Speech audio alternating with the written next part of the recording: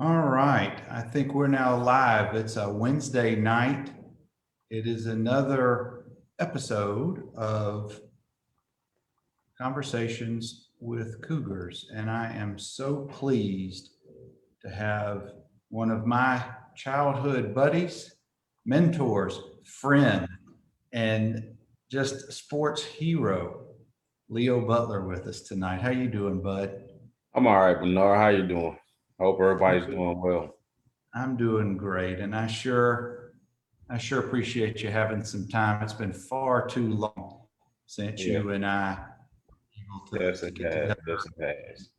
and spend some time together. But I'm glad that we are this evening.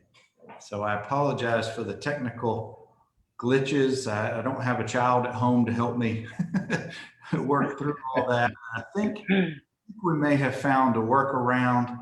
I see that we're now live on the Northview site. But guys, if you didn't know Leo back in the day, let me tell you a little bit about my buddy Leo. Leo Uh-oh. was years ahead of me. He was the class of '84.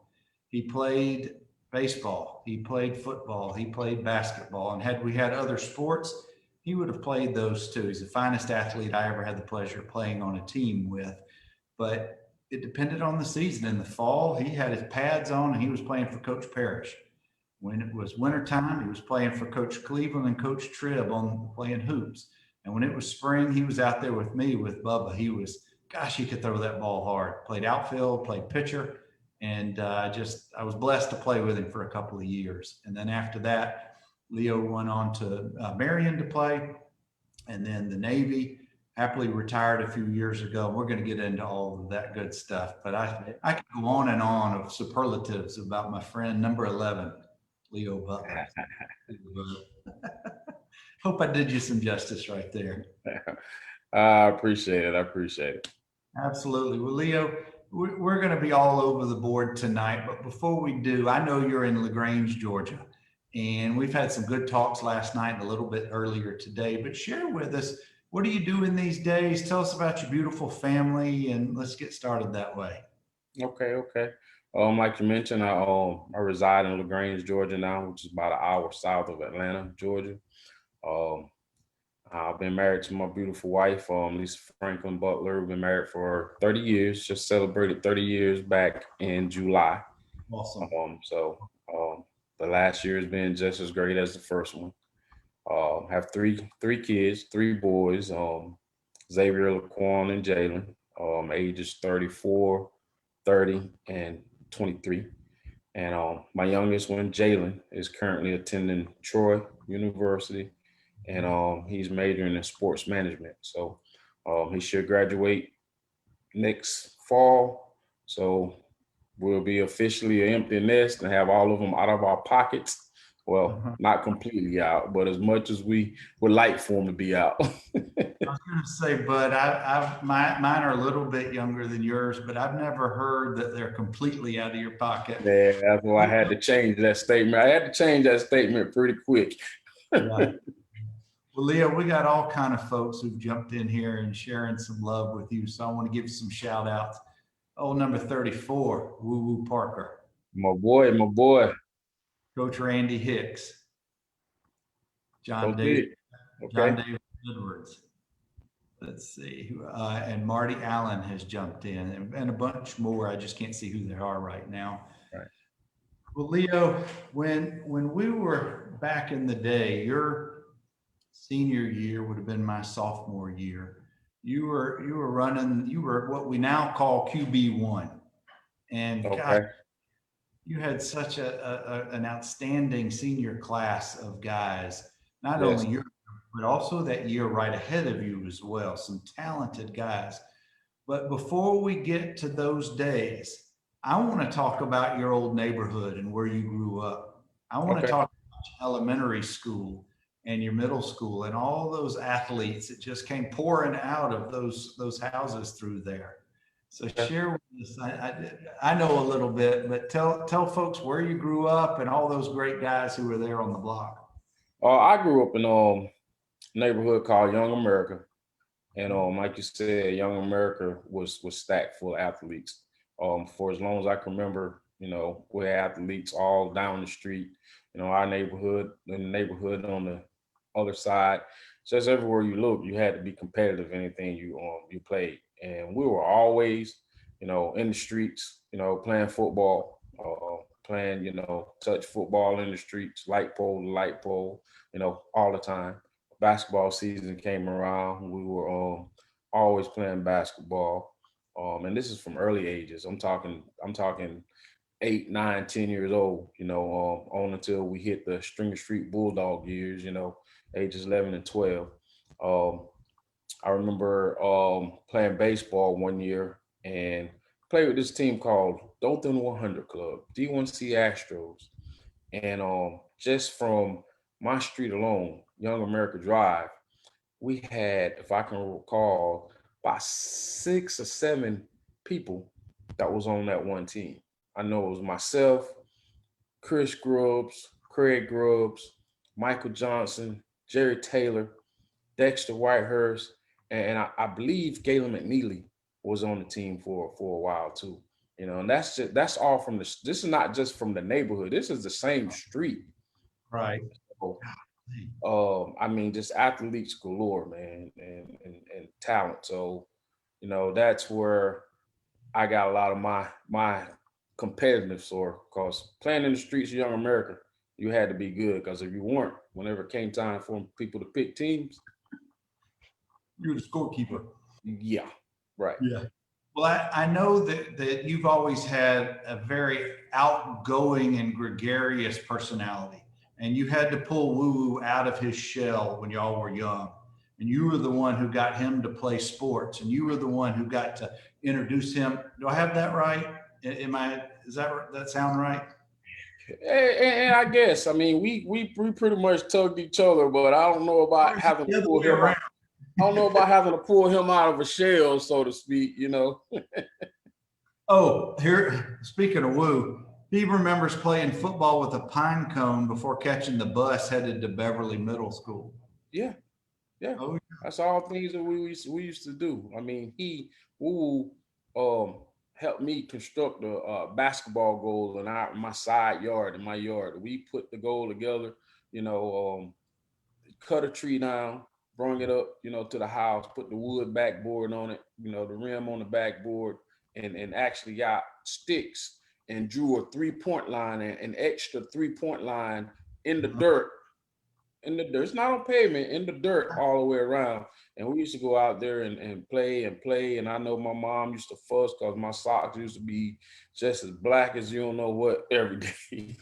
well, you know what you were doing and didn't really even know it. You were working on your hand-eye coordination with all of that. If you really think about it, we played, believe it or not, we would take an old tube sock that had worn out, wrap it up with like duct tape, take a tennis racket, and in my side yard, we would have our own game of baseball. We called it sock ball, but it was the same thing. We just made it up in the yard just to play a sport. And Yeah. those are some of Well, my fondest childhood memories. And it sounds like they were for you guys as well.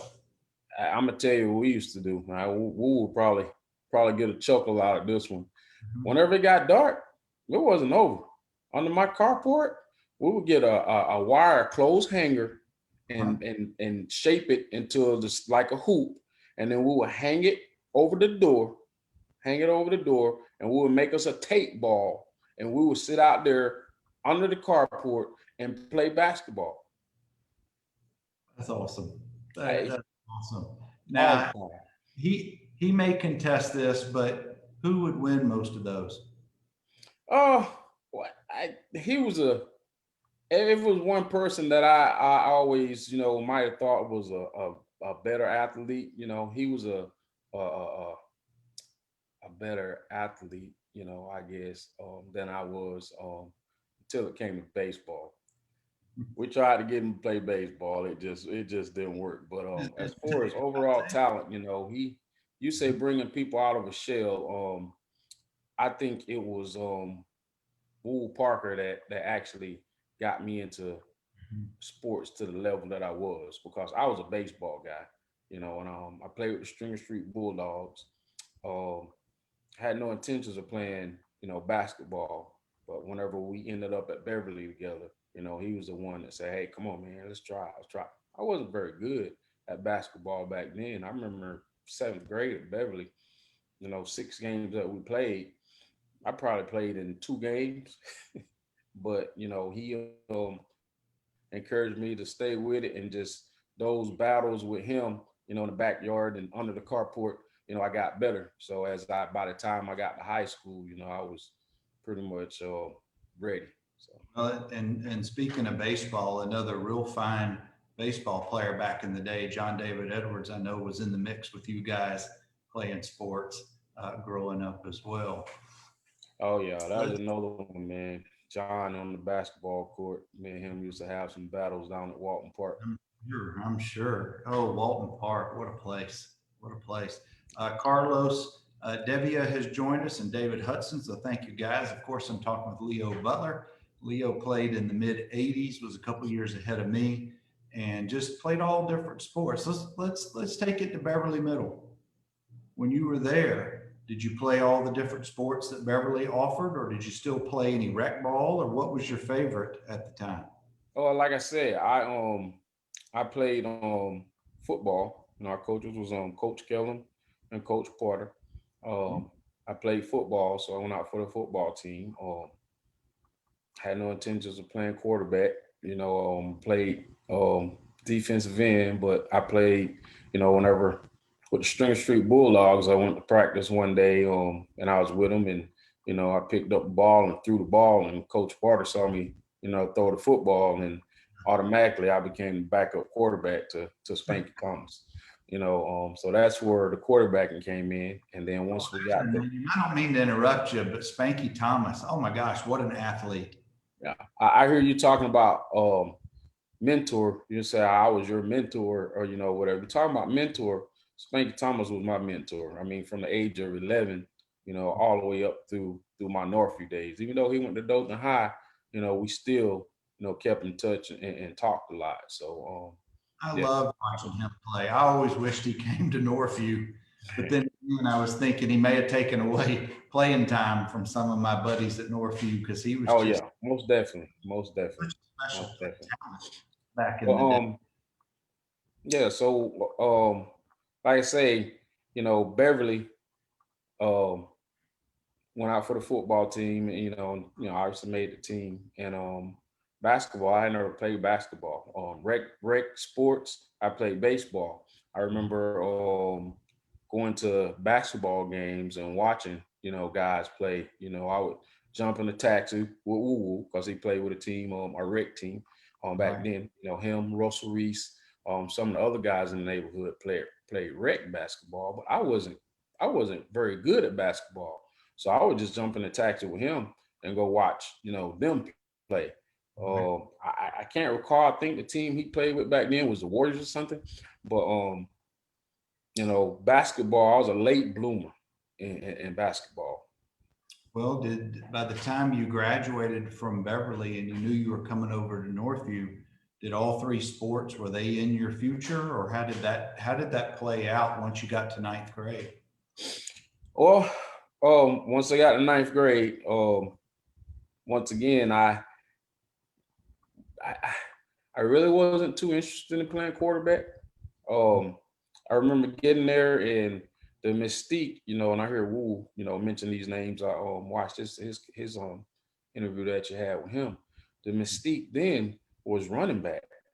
Mhm. You know, whenever we was in middle school, our middle school, Beverly, Woo Parker was the running back. At Honeysuckle, Marcus Paul was the running back. At Gerard, Lenoris Reynolds was the star running back, you know, and we get to ninth grade and they all end up coming to I Northview. was going to say all So three were at Northview in that all grade. three of them end up coming to Northview. And it's like, I want to be a part of that group, So I actually jumped back there in the backfield and was competing to go out for running back. Um Tim Amerson was the quarterback, and I had a couple other people that was going out.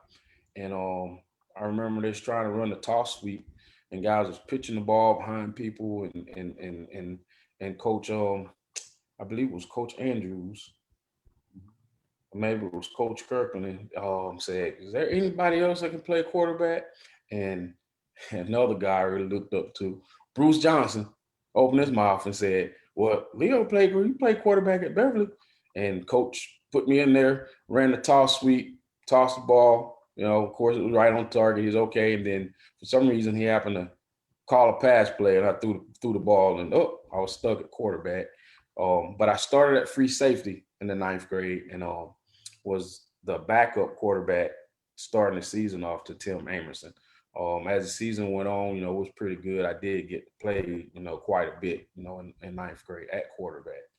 But I'm going to pause you for just a second. And guys, if you didn't get to see Leo play live, and I'm not just blowing smoke here, I don't know if Northview ever had a quarterback with as strong an arm as Leo Butler. When we would warm up, I dreaded it. I was glad that there was somebody else to catch the ball.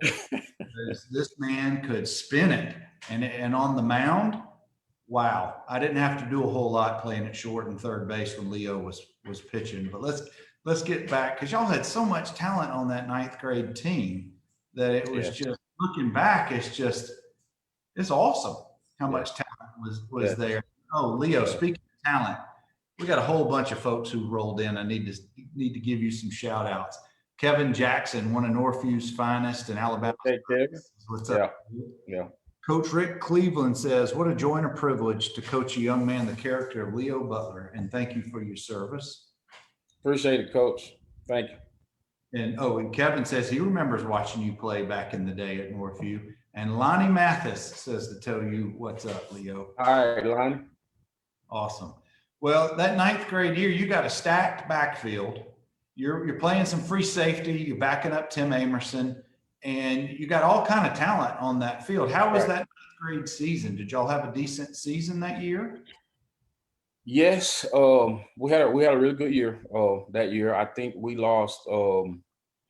As I can only remember losing one game. We lost to Enterprise, and Enterprise had a receiver by the name of Jeffrey Wright, and he caught a touchdown pass, and I was a free safety, so obviously, it was wasn't on Bruce Johnson's side, but it was on the other side of the field, and I got there a little late, and he caught a touchdown pass, and I was crushed. I mean, I hated losing. I was crushed, especially when I feel like it was my fault, and I remember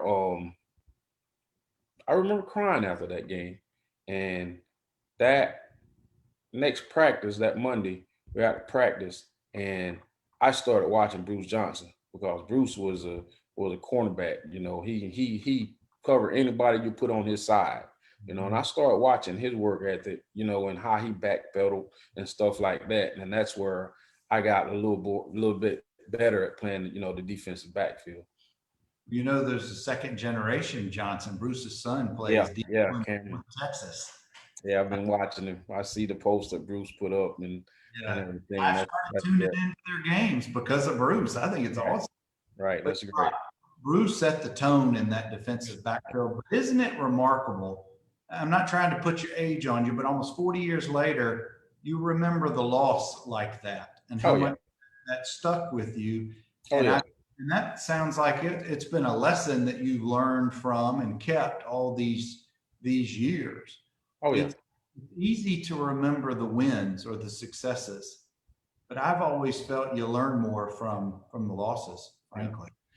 The ninth grade year is like I've told you. You heard me say I wasn't really interested in playing quarterback. I got with the string of street bulldogs, so I got put at quarterback, and then when I got to Beverly, Coach Potter was my string of street bulldog, so he put me at quarterback automatically. I was always a backup, never started. Beverly, I backed up Scott Herzog, who went on to be the starting quarterback at North Dothan High during our time frame. And ninth grade, when I really got interested in being a quarterback, because I did play some, and we threw the ball. They let us throw the ball. They put Lenoris Reynolds, that talented, backs that we had, Marcus Paul, Wu Parker, Lenoris Reynolds. Lenoris Reynolds ended up being the odd man out, and they put him at wide receiver. Well, guess what? You got all that speed out there at wide receiver and hands to boot. And they let us throw the ball. And I ended up, throwing the ball, a lot, and Norris catching it, touchdown passes and stuff like that. And I remember walking into the weight room one day, and the guys was crowded around all the senior guys. They were juniors then. Was crowded around the we had a TV in there, VHS tape, and they was crowded around watching it. And I walked in, and Bud Young, I believe it was Bud Young, looked and was like, there he is right there. And I was like, whoa. And Bud, Scott Patterson, those guys was like, man, you really throw that ball. You really throw that ball. David Alford. And, that pepped me up. I was like, hey, maybe, yeah, I like being a quarterback. And that's when I really, really, said, okay, I can play. Recognition. Yeah. Recognition. Now set the tone for these folks who didn't know what year we're talking about, because this was a very special year at Northview as well from a football standpoint. Right. Yeah. So I think my freshman year was 80. Yeah, it had to be 80 because we won the state championship in 81. So. And then that was the team of juniors that the next year they won the state title. So you were a sophomore, and we're going to get to that in just a minute. But let's take it. How about, back in the day, and I've told this story a few times, Leo, my basketball abilities were so prolific that Bubba sat me down with Coach Andrews between football and baseball season and told me they thought I needed to rest, that I didn't need to wear myself out during basketball season. So I played ninth grade for Coach Tribb, and that was it. But you just went from one field to the court to the next field, and there probably wasn't a whole lot of downtime between seasons. No. But wasn't that pretty natural and normal back then? Oh, I mean, you're young, you really don't feel it, but yeah, it was pretty much, natural. It was like, hey, football's over, time to play basketball. Let's go. Basketball's over, time to play baseball. How long? Let's go. Yeah. Do you remember how long did it take you to get your legs? Sorry, my dog. To get your legs, so to speak, to get ready for basketball season, to get your legs ready, your lungs for basketball. Oh yeah, it was different. I mean, all the conditioning you did, in football, we ran. Coach Parrish, Coach Hicks ran us, in football. But conditioning, for football and basketball is totally different. Basketball is, all that stop and go, and it took a couple of weeks, to get your wind down, to be able to play basketball, at the level that you wanted to play, because you get out there and after a half a quarter or something, just constantly going, you be looking over at coach like, I don't want to come out the game, but I want to breathe. Well, as a ninth grader suiting up for Northview, wearing those uniforms and going to that school, what did that mean to you? Even as a ninth grader, how proud were you? What was school spirit like?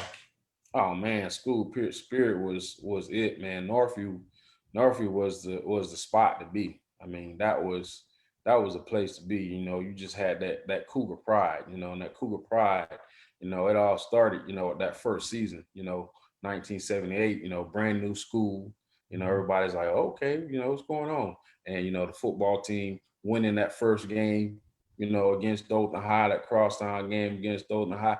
I never forget it. I wasn't able to go to the game, but I was listening to it on the radio, and Marcus Henry catching that touchdown pass. I never forget it, So, and that just, from that point on, just winning that first initial game against Dothan High, the Cougar pride was instilled. And, it was just great. Did you ever have any doubts in your mind you were going to Northview versus going to Dothan or a county school?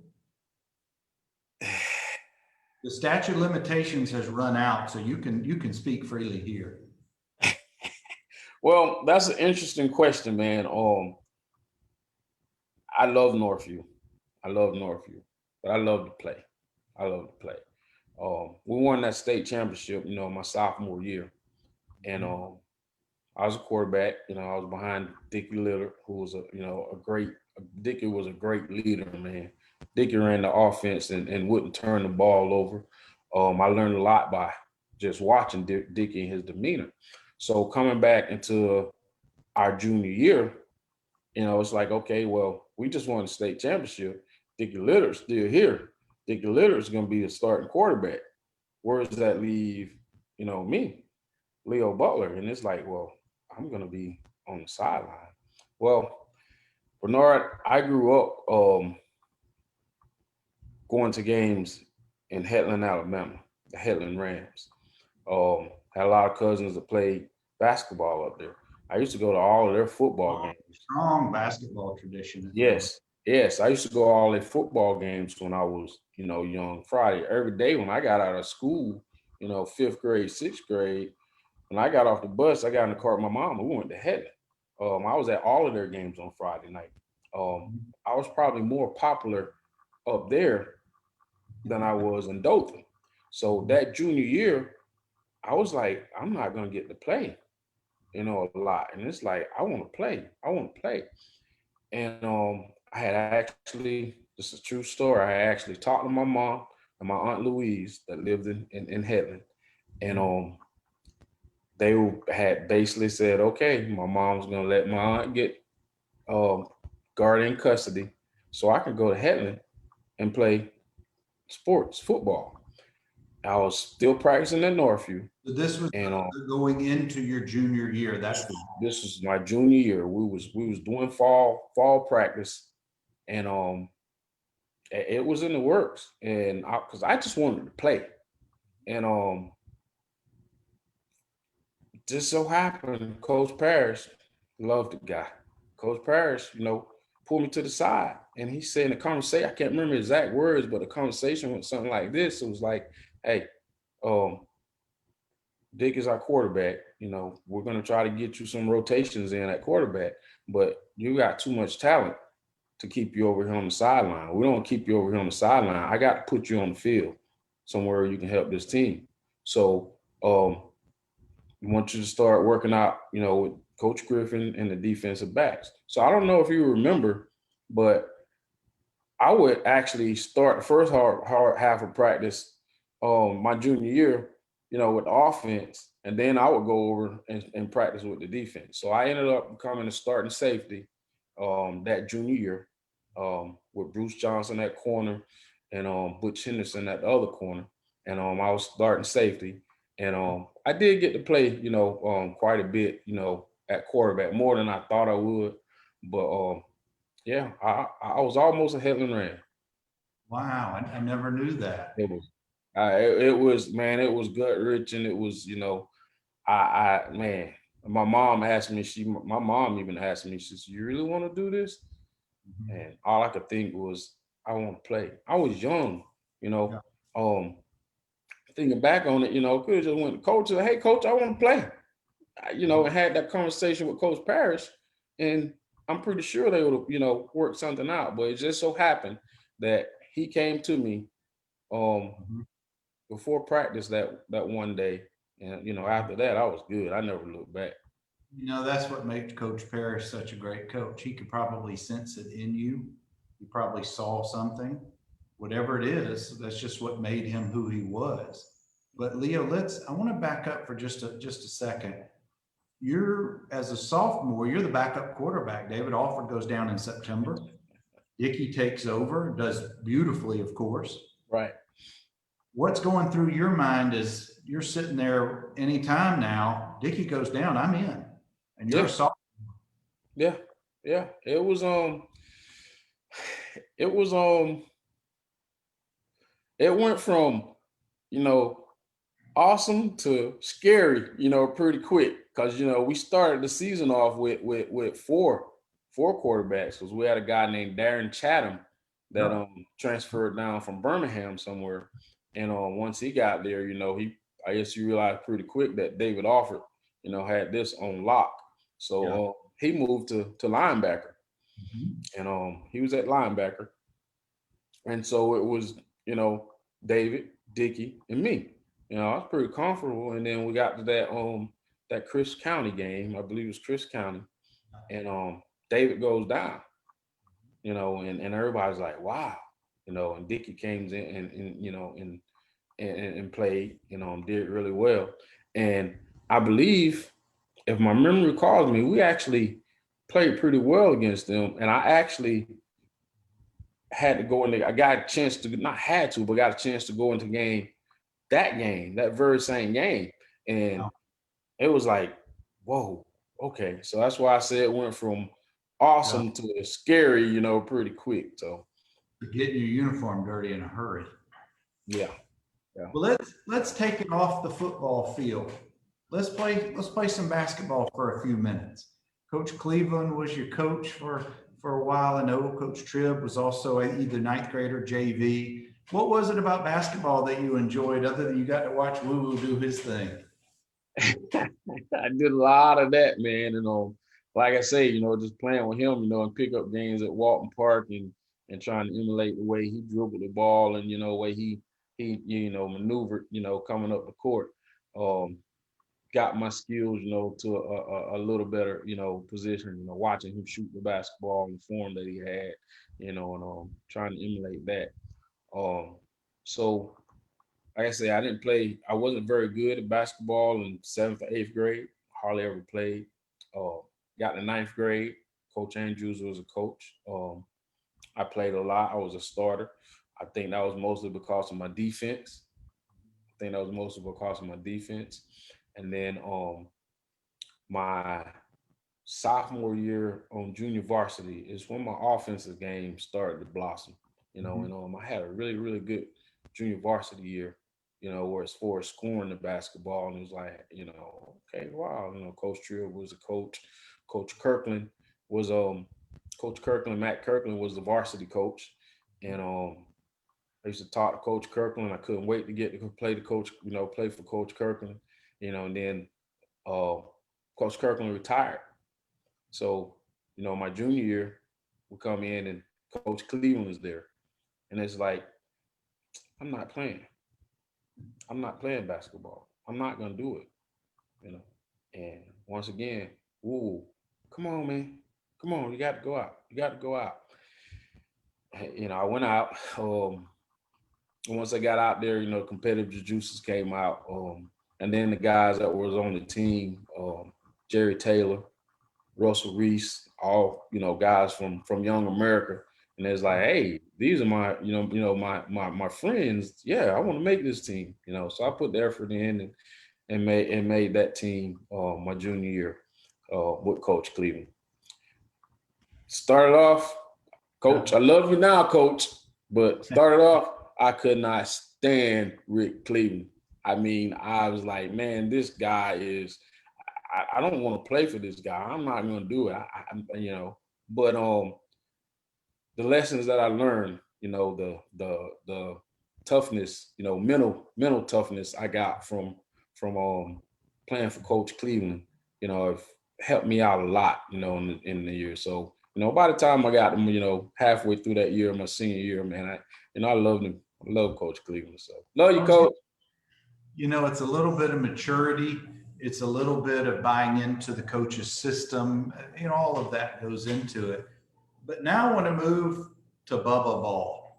Yeah. You as soon as basketball's over, you're out there working on your arm, you're pitching, you're working on your hitting. What was it like playing for Bubba back in the day? I loved it. Loved it.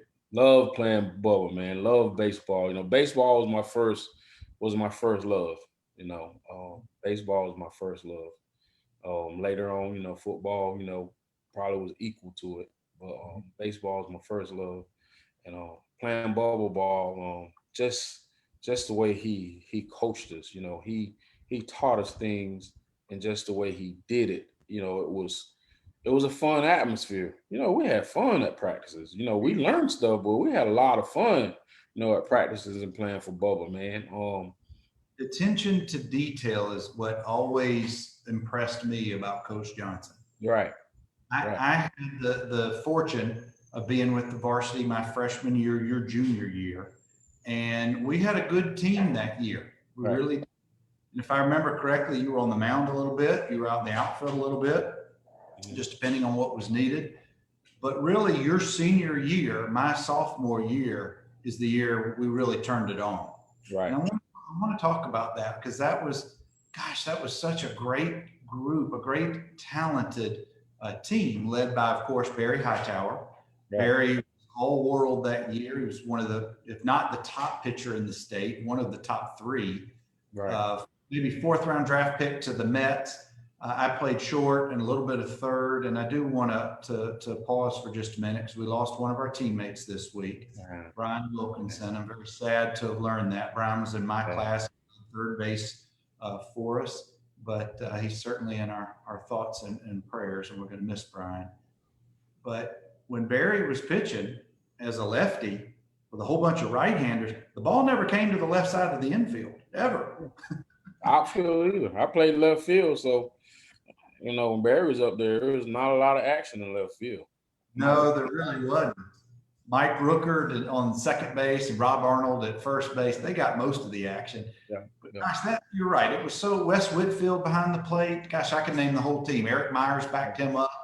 Blake Hall, Greg Hilliard, go with John David. We could just go on and on. That team was a lot of fun. But what were some of, I could share all my memories, but this is about you. Tell me about what were some of your fun baseball memories from back in the day playing for Bubba? Oh, man, there's just so many of them, man. I got one story. I know going to the baseball games, and all the guys, would be chewing their little tobacco, whatever, and I was like, hey, man, I want to try it. So I started off, with that minty flavor to tobacco. I think it was Hawking or something like that. In your lip or in your cheek? In the lip. And I started with that, just putting a pinch, in there, and I was like, and everything. So one day, we was on our way to Panama City to play, and I didn't have any. So I was like, hey, somebody give me something. I think somebody gave me some Skoal or something. Yeah. And I put that in, and I put, a lot more than I usually do. And we out there, we're warming up and everything. We're in Panama City. It's May, late April, early May. It's hot. Yeah. And laughing and throwing the ball around. I ended up swallowing some. And I later on I was dizzy. It's like, whoa, man, I'm, dizzy. And I told Coach, I was, hey, Coach, I don't feel too good, and everything. And he took me out, and put Troy Johnson in. I remember the next away game that we had, we always stopped at the store. People went and got that stuff. Next away game we had, Coach Johnson walked on the bus. Everybody was on the bus. Coach Johnson walked on the bus, and he had a brown paper bag in his hand. And he was like, hey, Leo, catch. And he threw it, and I caught it. And I opened it up, and it was full of bubble gum. He said, that's what you chew. Yeah, he didn't want you getting sick. So, I'll never forget that, man. So he gave me a big sack of bubble gum, man. It was so hilarious. That's so great. Yeah, those bus trips were not fun because it was those crappy school buses going down to play Mosley or one of those other Panama City schools. Mosley, Rutledge, somewhere down there, right? Right. Always super hot. But one of my favorite memories, I don't remember if you recall this. Do you remember the Burger King 100? It was the round robin fundraiser between Dothan High, us, and then a rotating different school like Enterprise or Ozark, if I remember correctly. Yes. I remember that. Played it at Pittman Field. Thank you. Yeah. Thank you. Pittman Field. Yeah. And gosh, playing 106 innings over the course of whatever long period. It was crazy back then. You'd get like 40 or 50 at bats in a day, but it was all fun. We didn't know any better. But Leo, I want to leave Northview for a few minutes because we got a few minutes left in our chat, and I sure appreciate your time. Tell folks after high school, You wanted to play, you wanted to keep playing sports, and you did. So let's talk about that. Talk about Marion. Um, I went to Marion Military Institute. It was set up so basically I had a half scholarship. They pay for half the year, and I had to get a loan to pay for the second half. So I did that. I chose Marion. I wasn't really highly recruited, out of high school, but one of the reasons I chose Marion because growing up in the South, Northview, football for us was the SEC. You didn't have all the stuff that you have now as far as TV, ESPN wasn't, as relevant as it is now, and everything. So the SEC is what we knew. We knew Georgia, we knew Alabama, Auburn, Georgia, Tennessee. That's what we knew. And the reason I chose Marion was because the coach told me, he's like, hey, we play against some of the SEC schools' junior varsities. So we played Auburn's junior varsity, Tennessee's junior varsity, Georgia's junior varsity. So it was like, okay, that's an opportunity to play against these guys and get looked at, directly by these guys. So that's why I chose Marion.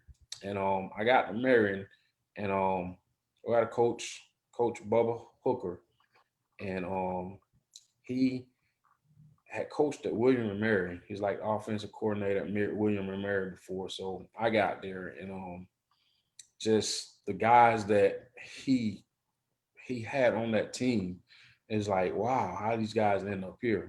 We had several guys that end up going to the pros. We had a guy named Dwight Stone that played tailback. We had a wide receiver named Bernard Ford. We had a wide receiver that left us that freshman year and actually went to Chattanooga and played with Wool now. His name was Danny Barnes. And those guys was just speed. But I get to Marion, and the first 3 days of practice, we don't see a football. We don't see a football at all. We doing conditioning. It was like game time, conditioning. So on that fourth day, they bring out the footballs, and they was like had the wide receivers line up and the quarterbacks, to start throwing. Nobody know positions anybody play because nobody was really talking to everybody. Right. And I remember it was like 9 guys going out for quarterback. Wow. And the guy that was coming back, that was a backup quarterback the year before, was named John Carradine. And whenever I saw John throw the football, I was like, oh my God, this guy was the backup quarterback last year? Because he could not throw very well. And so they just went through the rotations, and finally, the other 8 went through and it got to me, and coach was like, Leo, let's go, son. And I stepped up, and I was nervous because we ran the wishbone at Northview, but we switched my senior year. But when we ran the wishbone, your traditional way that the quarterback, takes the ball, with his hands, like this. Well, we switched it to taking the ball like this. So I had been doing that for 3 years. And so when I stuck my hands under the center, I was like, wait a minute, I'm going to get my fingers broke because he's not going to snap the ball straight back. He's going to turn it. So I quickly thought about that, and I turned my hands. And the first snap I took, I had my hands the wrong way. So the first snap I took at Marion, I fumbled it. I dropped it. And then, I got it together, dropped back, and threw a pass. And I threw the first pass, and John Carradine, he said, hey, coach, I'm going to go play tight end. Smart man. Smart man right there. So we went and lined up with the tight ends and started catching passes. So I eventually became the starter, was named the starter, and I started, every game my 2 years at Marion. So well, that's clearly your athleticism shone through right there. But after Marion, where did you go? What took you next? Well, like I said, that next year, I played at Marion. We went undefeated. We beat Auburn's JV twice. We beat Tennessee's JV twice. We beat Georgia's JV And twice. no telling the ball players who were on that team, those teams who went on to the varsity Well, and then maybe even the pros. we lost one game my 2 years at Marion, and that was my freshman year. We beat Auburn's JV. The first game we played Auburn's JV, we played them in Auburn, and we went there and we beat Auburn's JV. The only game we lost was to Auburn's JV, was whenever they came to Marion to play. Well, whenever they came to Marion to play, right, they came loaded. They came loaded. They brung. I think you remember a guy that played quarterback at Auburn named Jeff Berger. Yeah, I was going to say this was 85, 86. Yes. Yeah. Whenever they came to play us there, they brought Jeff Berger, who was a backup quarterback at Auburn. He was a starting quarterback next year at Auburn. 87. He was a backup quarterback. Right. He came and they had him playing. They had a linebacker by the name of I know we called him Smokey. I can't remember his real name. Smokey was playing. They had a defensive back that was ending up with a starter at Auburn the next year. So they came loaded, and they beat us 35-31. We hung in there with them, but they came prepared that game. So but once I finished at Marion, I had no, when I was at Marion, I got offered the opportunity to get onto their military program, where you graduate from there, you can go into the Army as a second lieutenant. I had no interest in going in the military. I didn't take it. I had no interest at all going into the military. So that fall of '85, after I finished playing the second year at Marion, I came back to Dothan. And Christmas holidays went, down, and came into the new year of '86. And I was just around, Dothan. I was like, okay, well, am I gonna go to Wallace? Am I gonna do this? And I was like, what am I gonna do? I got to do something. And I got a phone call from a coach, and he said, hey, this is Coach so-and-so. And we seen some of your film, and we got some Coach Hooker, called us, and he gave us some good words on you and everything. And we want to offer you our last. We have one scholarship left. We want to offer you our scholarship. And I was like, Coach, where you say you're at? And he said, San Diego State. Well, back then, all of us know who San Diego State now is, but back then, being in Dothan, Alabama, you know who San Diego State is. All you know about San Diego State is probably in San Diego, California, right? Coach, can I think about it? He said, sure. Take a couple days to think about it and give me a call back. Well, I took 2 weeks because I didn't want to go to San Diego. I'm not going to San Diego. I'm not doing it. I took 2 weeks. I finally called him back, and he gave me the news that they had gave scholarship to somebody else that they were looking at. Offered me the opportunity to come out there and walk on. They would help me get, out there and everything. And I, was like, no, I don't want to do it. 3 weeks later, I think I decided to go into the military and go into the Navy. And I decided to go into the Navy. And guess where the Navy sent me? San Diego. San Diego. So I ended up in San Diego, and so once I graduated boot camp, I was going through, what we call A-school technical training out there. And we ended up going to some San Diego State to party and stuff like that. We ended up going to a couple San Diego State games. Well, we went to the third game that we went to San Diego State, and the quarterback got hurt. And it was like, hey, the quarterback got hurt. So we sitting up there in the stands and we're watching the game, and backup quarterback comes in, and he's just playing horrible. And it's just like, man, I'm looking in, and it's like, and these guys have seen me throw the ball because we played flag football together. One of the guys was like, man, you throw the ball better than him, Leo. I was like, man, this guy. And somebody behind us, somebody said, man, who is this guy? Where'd they get him from? And somebody said, well, that's that quarterback they signed. He got the last scholarship on the team. And a ton of bricks hit me, Bernard. My heart just sunk. I actually got up, I went to the restroom and I threw up because I realized that guy was the guy that they gave the scholarship to that I could have had. And I couldn't watch football. I couldn't watch San Diego State football, for until I met Marshall Faulkner. Then I started back going to the games just to watch him play. But But Leo, and we're getting closer toward the end of our okay. discussion, but I don't want folks to take an impression that you've always been upset about that, because guys, if Oh you no, don't, this man recently retired, was a few years back, honorable discharge, 30 years in the Navy. 22. I'm sorry, how, 22? 22 years, right? Years decorated. And Leo, if I haven't told you beforehand, I want to thank you for your service for all this time. I appreciate it. I know that there are decisions we make in life, there are opportunities that are afforded us. But looking back, I suspect you made the right call. Oh yeah, I have no regrets. I mean, I think about it, sometimes, but it doesn't bother me, like it did then. But yeah, it worked out for the great. I'm happily content and glad that I made the decision that I did make, actually. And it's just, isn't that interesting how just things just kind of they just go by each other. But Right.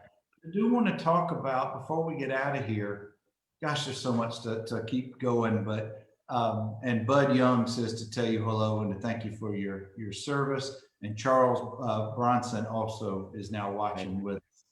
Leadership on that team, that sophomore year, the leadership from those guys, Scott Patterson, Philip Braswell, all those guys. You asked me about having to come in, to play in the game.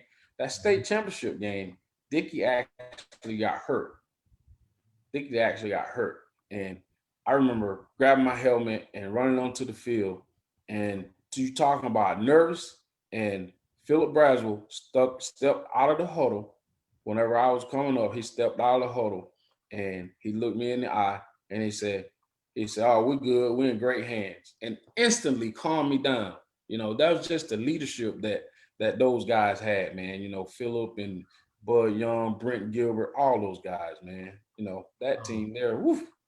I wasn't there, and I'm still mad about it. My parents wouldn't let me go. It was in 8th grade, but I still get chills hearing all these awesome stories. Yeah.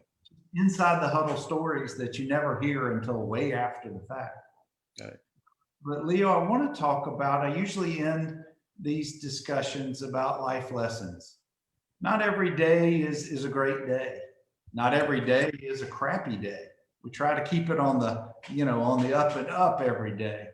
But some of these things that you've been telling us tonight are just fantastic. And I know you've got 3 grown men as sons and a beautiful wife, 30 years. You guys have been married. I want you to share with us some of those lessons that you hold to that are so dear to you and you shared with your sons and family. Lifelong lessons, man. I have to send a shout out, to Coach Parrish and Coach Hicks, Coach Cleveland, Coach Johnson, Coach Griffin, all the coaches on that team. The one thing about the coaches on that team, all of the coaches on that team, at Northview generally cared.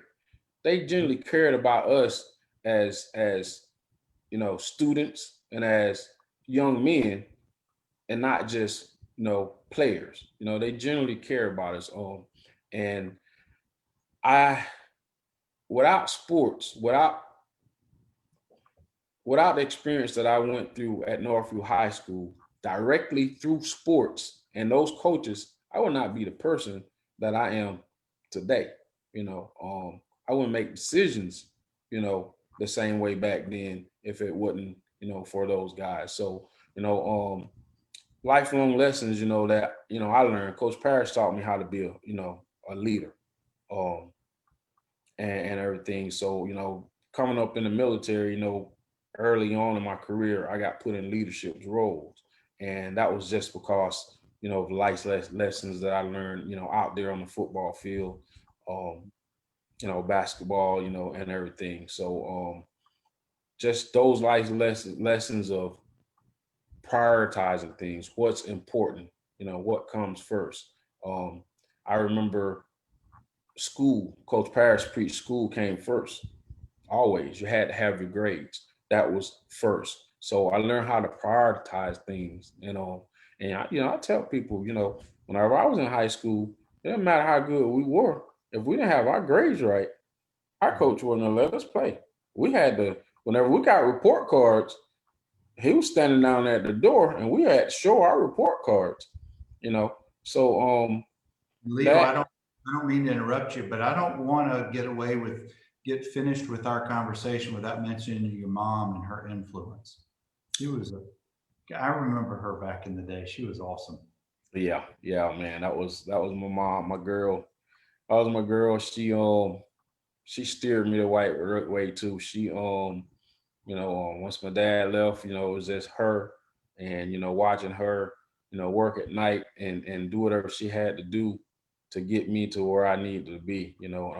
Woo can tell you this, coming back off of those night games that we had, and calling her, and she would get out of her bed, at 2:30, 3 o'clock in the morning, and come pick us up, So yeah, man. Yeah, you gonna get me teared up here, so I got to stop. Well, hey, once mama, always mama. She's Yeah, always going to be there. yeah. But Leo, we're just about done. And I've so enjoyed our conversation. I really I wish we could go on for another hour and by all these awesome comments. I hadn't even told you half of the comments. I want you to get in there and go take a look and interact with those folks. And Charles Bronson reminded us that he was on that Auburn JV when y'all played against each other. Oh, okay, okay. Bud Young talks about getting thrown into that nasty creek for baseball initiation and spitball wars. And he remembers showing the coaches report cards. And he Yeah, was, he made good grades. He was still nervous showing them to the coaches. yeah, yeah, You yeah. know? So Well, Bud, this has been so much fun for me. I really appreciate you spending some time with us tonight. I appreciate it. I enjoyed it, Bernard. I enjoyed it. I did too. And guys, we're going to keep doing these on Wednesday nights. Technical difficulties or not, we're going to still keep pushing through. But thank you guys for continuing to come through each Wednesday night with your awesome comments and support and watching this. We've got these lined up for the next several weeks all through football season. So keep coming back to us on Wednesday nights at 7 o'clock. Cougar All right. Nation. Appreciate it, Bernard. Appreciate it. Bye bye.